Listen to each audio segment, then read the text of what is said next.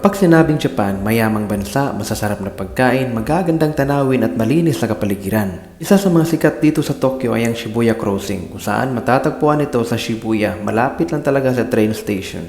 Umaabot ng 2.4 million katao ang tumatawid dito sa Shibuya Crossing araw-araw. Ganyan karami. Welcome to Shibuya! Shibuya Crossing, baby! Alam nyo ba na kapag tumatawid ka dito sa Shibuya Crossing ay may kanya-kanyang trip ang mga tao. Ang iba naman ay nagpe-picture taking o di kaya ay nagbi-video.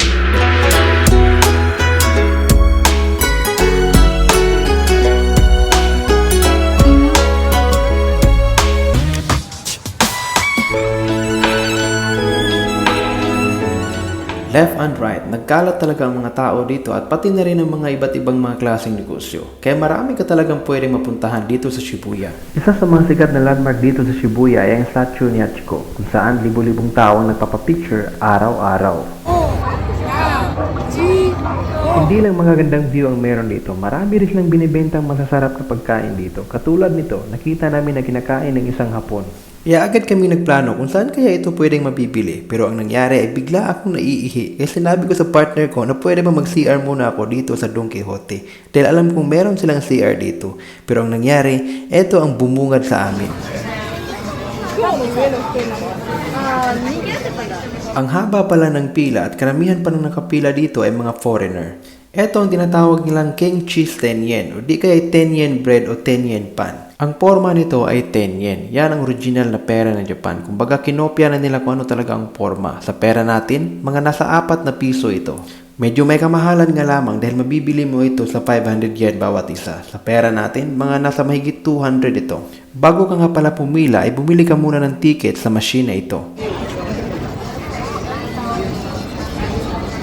Hindi ito isang pangkaraniwang tinapay o bread lang dahil makikita mo talaga mismo sa loob ang napakalaking mozzarella na nilalagay nila at makikita mo pa kung paano ito ginagawa kaya masasabi mong bagong luto talaga ito.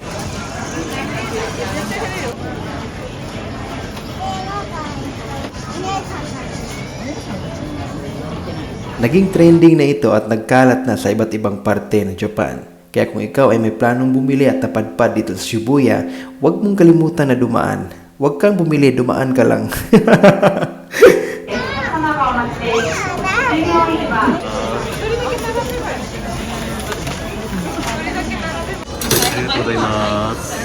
Thank you. At eto na nga, sa kauna-unahang pagkakataon, dito nyo lang makikita sa video ko kung paano ba ito kainin at paano nga ba kumain ang isang muklo.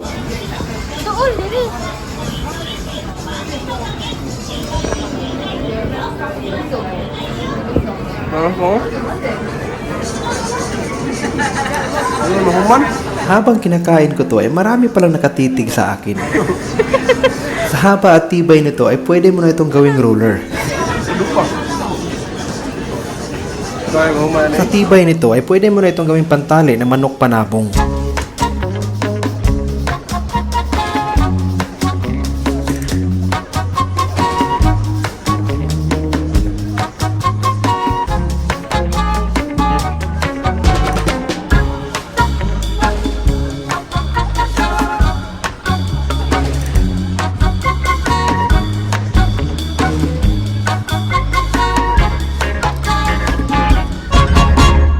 Hanggang dito na lang. Thank you for watching.